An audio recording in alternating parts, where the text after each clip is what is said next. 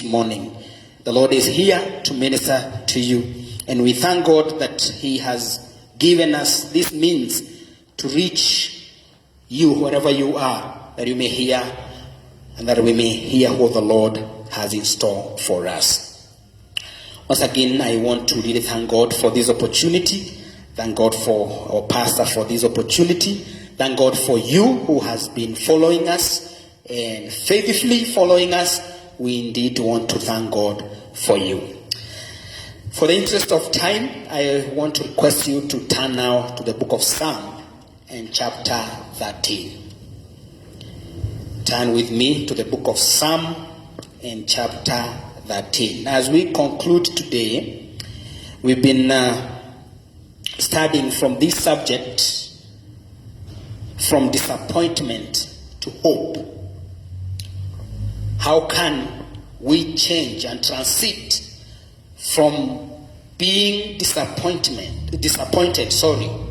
and get into a place of hope, where we can hope again and trust in God again. Psalm and chapter 13.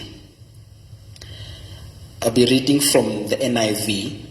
Maybe you have a different version. It's okay, but I would like to use the NIV this morning. This is what the word of God says from the book of Psalm and chapter 13. I'm going to just read 2 verses for now. The Bible says, "How long, Lord, will you forget me forever? How long will you hide your face from me? How long must I wrestle with my thoughts, and day after day have sorrow in my heart? How long will my enemy triumph over me? How long will my enemy triumph over me?" May the Lord add blessings to the reading of His word. We've been looking at this thing from disappointment to hope. From disappointment to hope. And if you've been following us, we've looked at some causes of disappointment in our lives. And we said during the first, I believe, first Sunday of this month, that disappointments come when our expectations are not met. We have so many expectations in life, just like the disciples had on Jesus. They expected that Jesus would redeem them from the rule of the Romans. And when He didn't do that, they were disappointed. So disappointments come when our expectations are not met. But number 2, last Sunday we said, disappointments come when heaven is silent. And we looked at that last week. And today, as we conclude this series, I want us to look at this subject, when there is delay in our lives. When God delays. And I chose this subject deliberately, because the question we need to ask this morning and try to answer is, does God delay in any way? And I'm sure by the end of this, we are going to have an answer to that question. Delays is another reason why we get disappointed. When there is delay in our lives. The question of delay has troubled people of God throughout history. From Genesis to Revelation, people have not been able to understand why God takes so much time, sometimes in fulfilling His promises. And I want to take you through a journey in the next few minutes that I have. And I believe you will identify with this. In the book of Genesis, God calls Abraham from his father's land, and God gives him a promise that I'll make you a father of many nations. But as you know, because you are Bible students, it took 25 years before this promise was fulfilled. And in the course of time, Abraham could not wait any longer. And in the book of Genesis chapter 16, Abraham got a son out of the purposes and the will of God. You know the story. When God delayed in fulfilling his promise to Abraham, he got a child with his servant Hagar. In the book of Exodus, after God delivered the children of Israel from captivity, if you read the book of Exodus chapter 13 and verse 17, the Bible says God took them through a longer route. And these people ended up spending 40 years in the wilderness. A journey that would have taken few days. This journey took 40 years before they got into the land of promise. In the book of Samuel, God anoints David to be the king of Israel. But from the time David was anointed to the time he got into the throne, there's a period of waiting. A period that could be more than 10 years. And while he was waiting, the anointed king was in caves hiding from King Saul, who was after his life.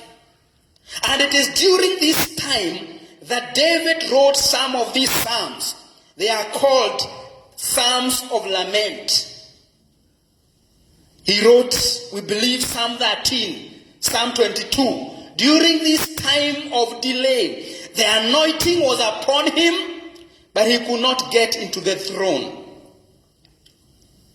And there was a delay. There was a delay. In the book of John, chapter 11, Jesus got this report that the one you love is sick. And Jesus took time.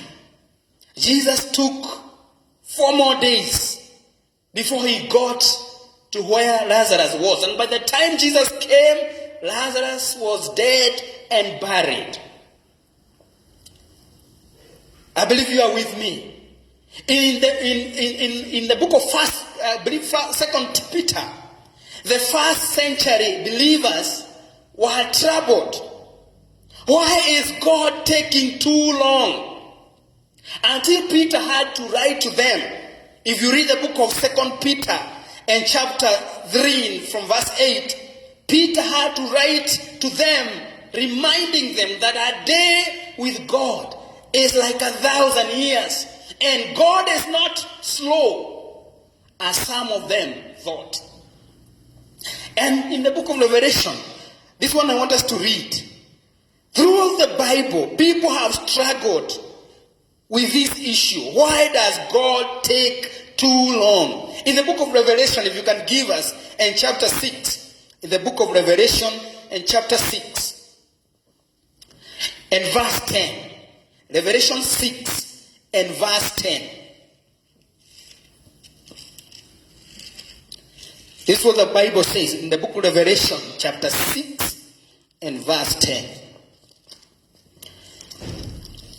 The word of God says, they called out in a loud voice, how long, sovereign Lord, holy and true, until you judge the inhabitants of the earth and avenge our blood? Now, I hope you have walked with me. From Genesis to Revelation, people have struggled with delays. To many people, it's like God takes too long. Too long. Now, when we feel like God is taking too long, and indeed as you read the Bible, it's like God is never in a hurry. On the other hand, we human beings want things to happen now. Want our answers now. On the other hand, the Bible presents God as one who is not in a hurry.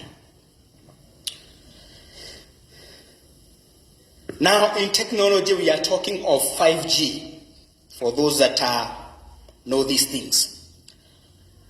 And what we are using now is what they call 4G, I believe. And most of the major cities of the world are now using 5G. I don't know many things about technology, but what I have read is when we switch to 5G, the speed of internet that we are using now will be 100 times. And if you follow your news, just this last month, Safaricom launched 5G. So that's where we are getting. Because we feel even what we have now is not fast enough. So if now a 1 hour movie takes 10 minutes to download, when we get to 5G, it will be seconds. 1, 2. And we are there. Because people feel we need to move faster. On the other hand, God takes his time. God seems not to be in a hurry. And this brings a lot of frustration. This is what David is dealing with. He asks God this question: how long? Kwa Kiswahili ni mpaka lini? For how long will I wait? This is a frustrated man. And I'm sure this morning I'm speaking to one who feels it is taking too long. Now, the challenge in studying the Bible is that I was imagining with myself, if the Bible was acted, not written, we could see the posture of David. I don't think he was saying, hallelujah, how long will you? No. And when you read the Bible, you have sometimes to put emotion. I believe this man was not even standing. He was lying down somewhere, very frustrated. And this statement is repeated 4 times for emphasis. How long, oh God? How long? How long? How long? In other words, you are delaying. I know I'm anointed, but how long will I be in the caves, hiding, while my enemy, whom you have rejected, is enjoying life in the palace? How long? And I know I'm speaking to a brother or a sister who feels this morning God has delayed. And the reality be told, brothers and sisters, when there is delay, like David, we wrestle with thoughts all night long. That's what he says. All night long, I wrestle in my thoughts. Number 2, he says, my heart is full of sorrow. And number 3, he says, and my enemy triumph over me. What do we do? How should we respond to God's delays? We want things now. God takes his time. How should we respond? I've said delay can cause a lot of frustration. And the frustrations comes because we know God is able to change this thing. He has the power. But we cannot understand, why can't he just do it? Why can't God just switch a button somewhere and COVID is gone? Because he has the power to do that. Why does he take so long? Frustration. And if we would be honest, brothers and sisters, some of us are right there now. We feel frustrated. It is taking too long. It is taking too long. If you read the book of John, chapter 11, when Jesus got the report, he delayed. But eventually he came. And when he came back to the city of Martha and Mary and Lazarus, the Bible says, when Martha heard that Jesus was outside the village, Martha ran. But Mary stayed in the house. Allow me to use my imagination. I believe Mary was frustrated. Mary, this is the same Mary in the book of Luke who stayed at the feet of Jesus. This is the same Mary who anointed the feet of Jesus, but at this moment she was frustrated. And I've said, because Bible is written, not recorded, it's not acted on. I wonder what they are told when they were telling Jesus, if you had been here, my brother would not have died. I don't know their tone. And I think I just have 4 points. So that I think it was frustrating because these people had been following Jesus. And Jesus did not take time in other incidences. Let me take you through few. In the book of John chapter 2, at the wedding in Cana, Jesus never took time. And Mary probably was there because they were followers of Jesus. The miracle happened instantaneously and water was changed into wine.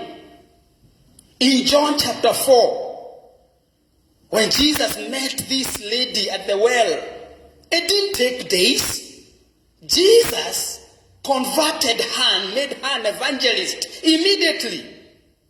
In John chapter 5, when Jesus met this man who was at this pool for 38 years, Jesus did it immediately. He didn't have to wait.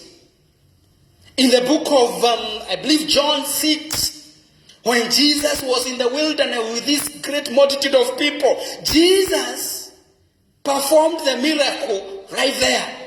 In John 9, when Jesus met this man who was born blind, Jesus healed him immediately.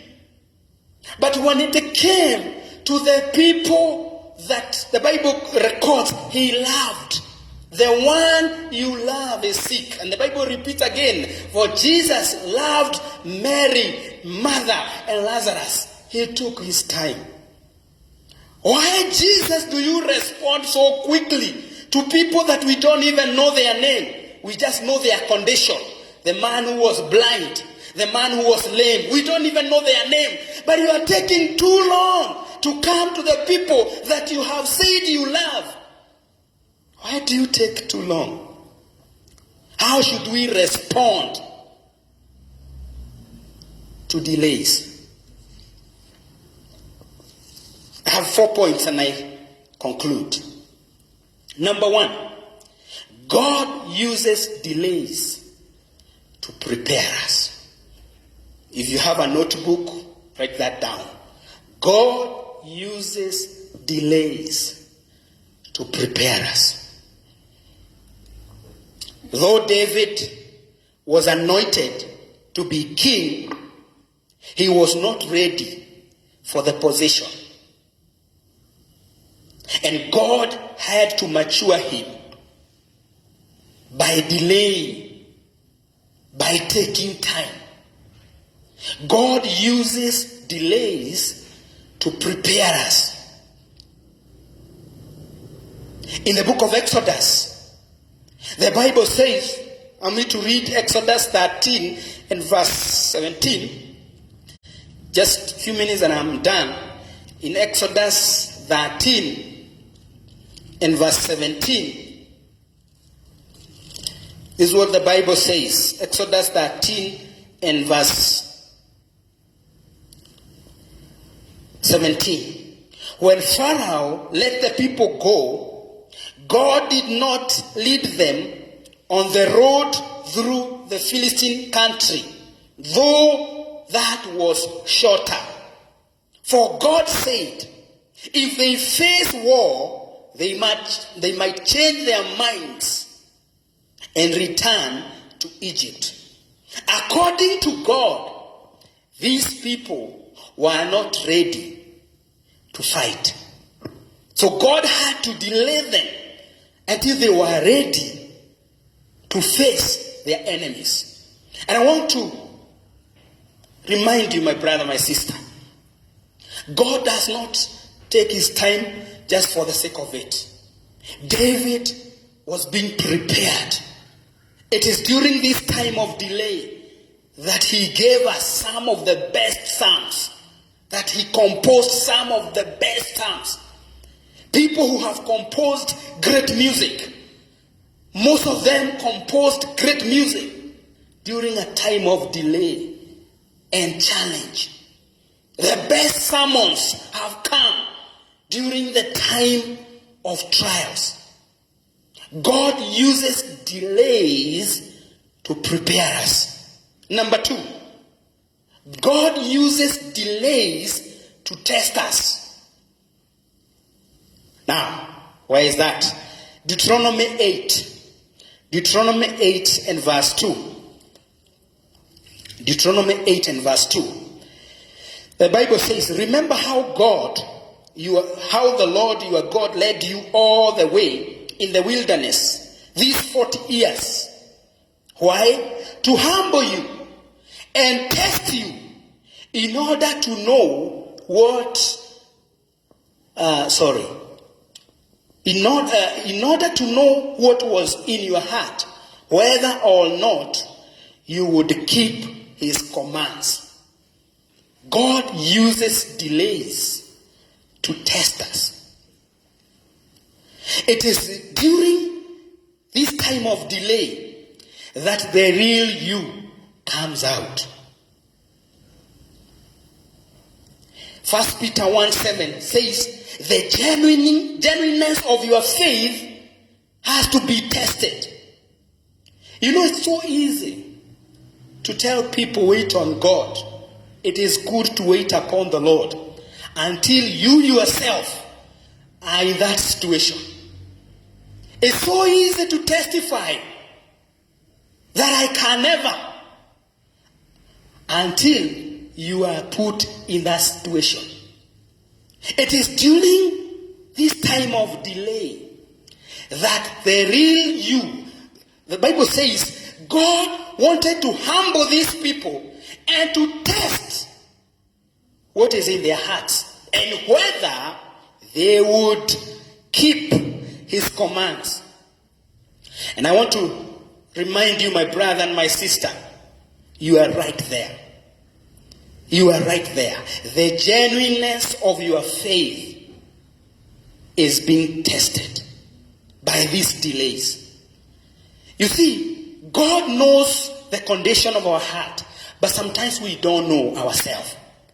And therefore, during the time of testing, we also realize, I thought I'm patient.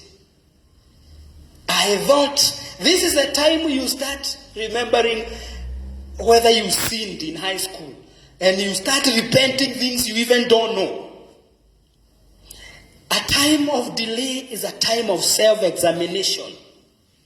It is during that time that you really understand the condition of your heart. God uses delays to test us.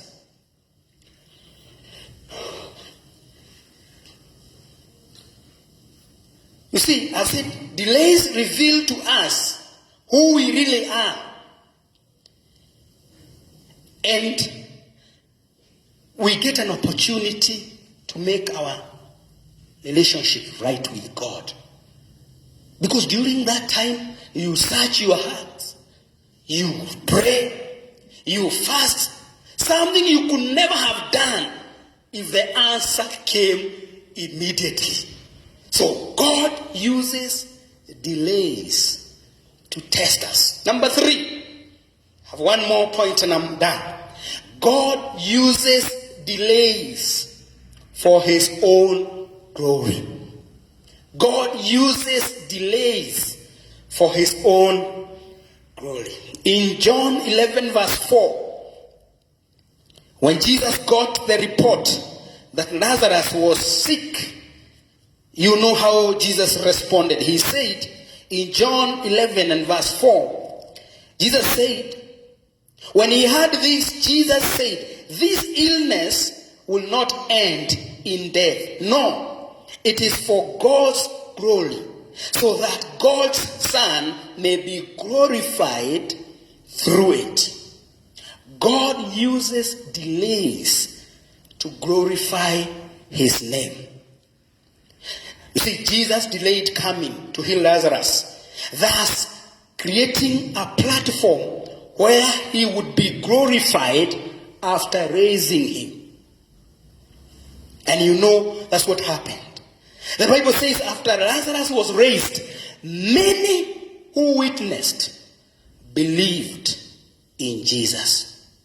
And likewise, my brother and my sister, I believe this delay that you are going through, you know, there are people witnessing.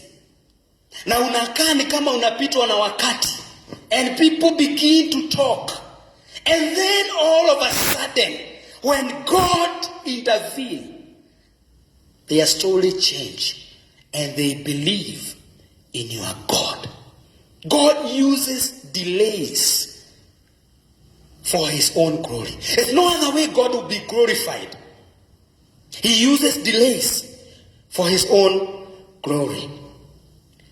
You see, these people, as I conclude, in the Jewish culture, they believed that when somebody dies, a soul hangs around for 3 days.